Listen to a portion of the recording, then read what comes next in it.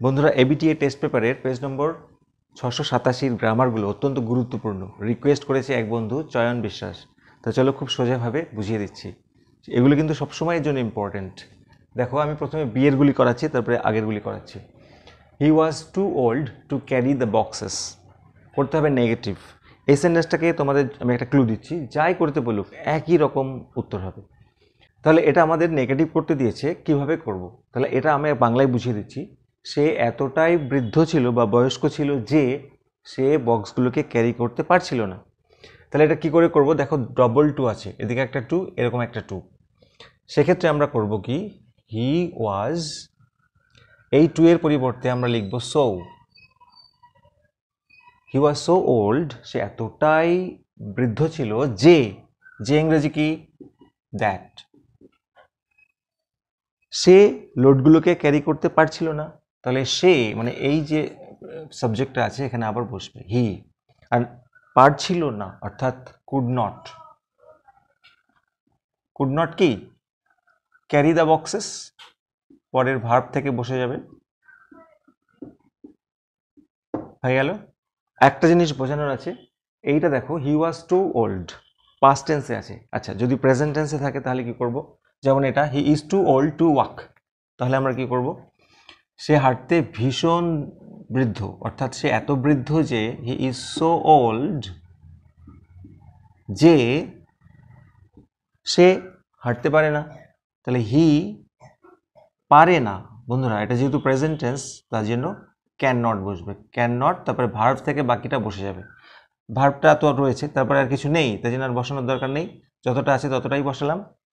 তাহলে তোমাদের জন্য একটি টাস্ক রইল, he was too foolish to answer the question. এরপরে চলে আসবো আমরা 2 নম্বরেরটি। Souvik is one of the best players in the school cricket team. খুবই গুরুত্বপূর্ণ। সৌভিক স্কুল ক্রিকেট টিমের একটা অন্যতম সেরা প্লেয়ার। করতে হবে পজিটিভ ডিগ্রি। পজিটিভ ডিগ্রি মানে পজিটিভ স্ট্রাকচার আমাদের ইউজ করতে হবে। As plus positive form plus as, এই স্ট্রাকচারটাকে ইউজ করতে হবে।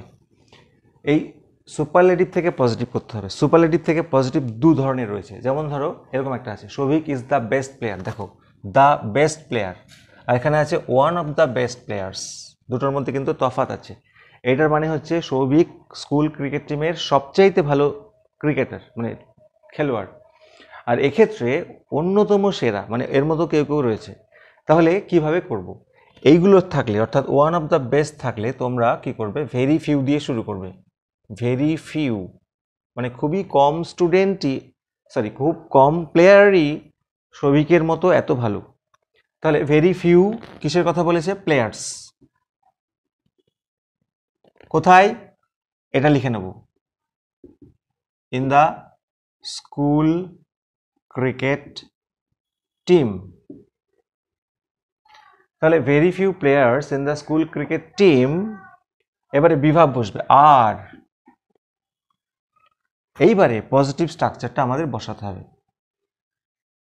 কি বললাম, অ্যাজ, তারপরে হচ্ছে পজিটিভ ফর্ম অর্থাৎ বেস্টের পজিটিভ ফর্ম হচ্ছে গুড। তাহলে অ্যাজ গুড অ্যাজ কার মতো, Souvik.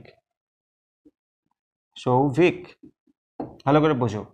Very few players in the school cricket team are, very few players আছে তাই জন্য আমাদের আরও বসাতে হবে।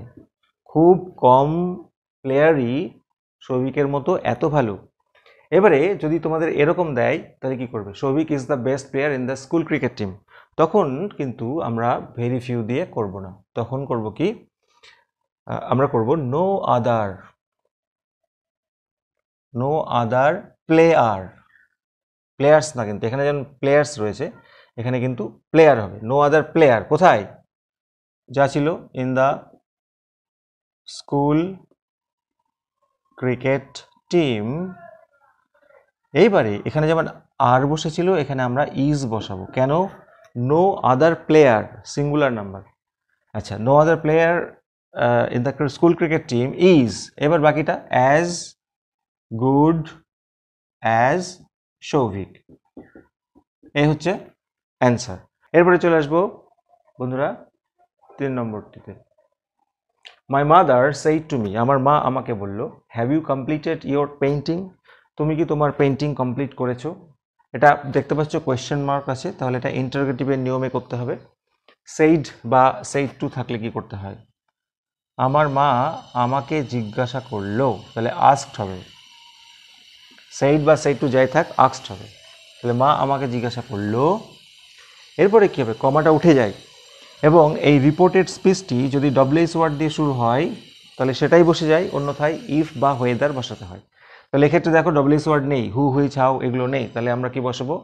ইফ বা ওয়েদার। আমি ইফ বসাচ্ছি। তারপরে কি করতে হয়? বলছে তুমি কি তোমার পেন্টিংটা কমপ্লিট করেছো? তুমি কি কমপ্লিট করেছো, এটা হচ্ছে সাবজেক্ট। সাবজেক্টটাকে চেঞ্জ করে বসাতে হয়। তাহলে মা কাকে জিজ্ঞেস করেছিল? আমাকে। তার মানে আমি কমপ্লিট করেছি কিনা, আই। তারপরে কি করবে? এদিকে যেহেতু পাস্ট আছে, আমাদের এদিকেও পাস্ট করতে হবে। বন্ধুরা, সাবজেক্ট বসানোর পরে এই ভার্বটা চলে যাবে, অর্থাৎ হ্যাভ বসাতে হবে। হ্যাভের past tense had. If I had completed, আচ্ছা কমপ্লিটেড ইওর পেন্টিং, মানে কার পেন্টিং? আমাকে বলেছে, তাহলে আমার পেন্টিং হবে। এই জায়গাটা একটু চেঞ্জ করতে হবে, মাই পেন্টিং। ভালো করে বোঝার চেষ্টা করো। আমার মা আমাকে জিজ্ঞেস করলো আমি আমার পেন্টিংগুলোকে কমপ্লিট করেছি কিনা, পেন্টিংটাকে কমপ্লিট করেছি কিনা। হয়ে গেল। এবারে আছে বন্ধুরা ফ্রেজাল ভার্ব, খুব ইম্পর্টেন্টগুলি রয়েছে। টলারেট মানে সহ্য করা, এটার হয় পুট আপ উইথ, বা অপশনে যদি বিয়ার উইথ থাকে তাহলে সেটা হবে, যেটা থাকবে সেটা পুট আপ উইথ বা বিয়ার উইথ, দুটোর মানেই সহ্য করা। এবারে দেখো লেখা আছে the boy resembles his father. Resemble মানে একই রকম দেখতে। এটার ফ্রেজাল ভার্ব হচ্ছে টেক আফটার, কিন্তু যেহেতু এস যোগ করা আছে তাহলে আমাদেরকে এখানেও এস যোগ করতে হবে, টেক্স আফটার। তারপরে আছে রিজেক্টেড মানে বাতিল করেছিল। টার্ন ডাউন মানে বাতিল করা, কিন্তু এটা আমাদের থার্ড ফর্ম আছে, আমাদের এটাও থার্ড ফর্ম করতে হবে, টার্নড ডাউন। তারপরে আমরা চলে আসছি fill in the blanks with correct alternative, অর্থাৎ 4 নম্বরের গুলি। ইন এনশিয়েন্ট ইজিপ্ট, প্রাচীন মিশরে, people dash the body of a pharaoh after his death, অর্থাৎ ফেরাওদের বা ফেরাওয়ের বডিটাকে তার মৃত্যুর পরে ড্যাশ করতো। বলছে ওয়াজ প্রিজার্ভড, প্রিজার্ভড, হ্যাড প্রিজার্ভড। এটা সিম্পল পাস্ট টেন্সে হবে যেহেতু পাস্টের ঘটনা। তাহলে প্রাচীন গ্রিসে, এই প্রাচীন ইজিপ্টে পিপল কি করতো? প্রিজার্ভড অর্থাৎ সংরক্ষণ করতো দ্য বডি অফ এ ফেরাও, ফেরাওয়ের বডিকে তার মৃত্যুর পরে। তারপরে বলেছে দিস প্রিজার্ভ বডি, এই সংরক্ষিত শরীরটিকে জানা হয় মমি বলে, কিন্তু এখানে তো ইজ নোন নেই, তাহলে কি আছে? পাস্ট টেন্স আছে, ওয়াজ নোন করবো আমরা, অর্থাৎ এই প্রিজার্ভ বডিটাকেই মানে পরিচিত ছিল মমি নামে। An Englishman Howard Carter dash had discovered has discovered Tutankhamun's mummy. এটা আমরা কি করব? বলছে হাওয়ার্ড কার্টার ডিসকভার করেছিলেন, এটাও সিম্পল পাস্ট করব। কি ডিসকভার করেছিলেন? তুতেনখামেনের মামিকে। এরপরে চলে আসছি পাঁচেরগুলো। Fill in the blanks with appropriate article and preposition. Zebras thick black stripes may have evolved dash help them, অর্থাৎ বলতে চাইছে যে জেব্রার যে কালো ডোরা কাটা দাগগুলি আছে সেগুলো তাদেরকে সাহায্য করার জন্য রয়েছে। আচ্ছা দেখো, ড্যাশের পরে ভার্ব যখন থাকবে না তখন টু বসাতে হয়, চোখ কান বুঝে। To help them stay cool মানে তাদের ঠান্ডা রাখতে সাহায্য করে। কোথায়, কখন? In the midday African heat, in the midday African heat. A new study has found, একটা নতুন স্টাডি এটা খুঁজে আবিষ্কার করেছে বা পেয়েছে, তাহলে এ নিউ স্টাডি হয়ে গেল এই অ্যান্সার। বন্ধুরা, এরকমভাবে ভিডিও পেতে চাইলে তোমরা অবশ্যই চ্যানেলটিকে সাবস্ক্রাইব করো এবং ঘন্টাটাকে প্রেস করে দাও, আর এই ভিডিওটিকে অবশ্যই লাইক করো। দেখো, thank you so much for watching this video.